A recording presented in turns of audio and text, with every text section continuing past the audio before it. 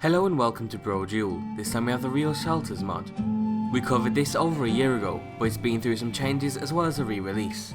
It's quite an interesting mod, so we thought we'd take another look at it and let you know what the mod does as well as the changes it's been through.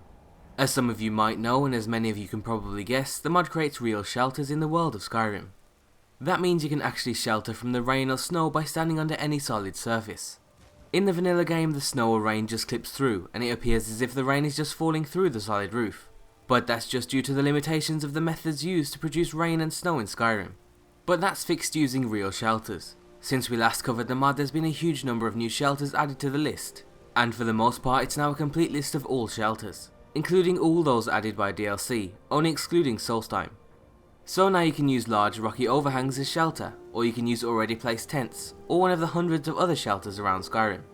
When we initially covered it, the mod also didn't work for snow, but now it does, so you can shelter from it in the coldest regions of the province. Sheltering doesn't actually provide any other benefits in the vanilla game apart from a nice visual effect, which is also great for immersion, but if you have Frostfall installed then you'll also receive the appropriate bonuses for staying dry under shelter, which is a nice touch. Now the mod is functional and works very well in game. It also does it without a drop in performance at all, but some of you might remember the limitations of the system. Because the rain or snow doesn't actually exist, when you go under a shelter, the mod recreates the weather effect outside of the shelter whenever you walk under it, which means there's a noticeable transition effect that takes place. So as you can see on screen now, if you just run or walk under a shelter then it's fine and you can't see anything.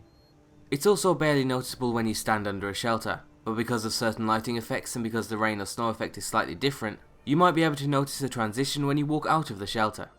The transition varies from shelter to shelter, and is definitely less noticeable for the rain compared to snowy weathers, so that's something to keep in mind. If it bothers you too much then the mod probably won't be for you. But overall we like the mod. The transition effect is a little off-putting, but because it's not too noticeable in the rain we think it's worth giving it a go. You shouldn't have any compatibility issues as long as you don't use a mod that alters the game's weather. However, there's a patch available for climates of Tamriel, so be sure to use the patch if you have that installed. So if you're interested in the mod then you can find a link down below, and as always be sure to leave endorsements on any mod you enjoy, and thanks for watching.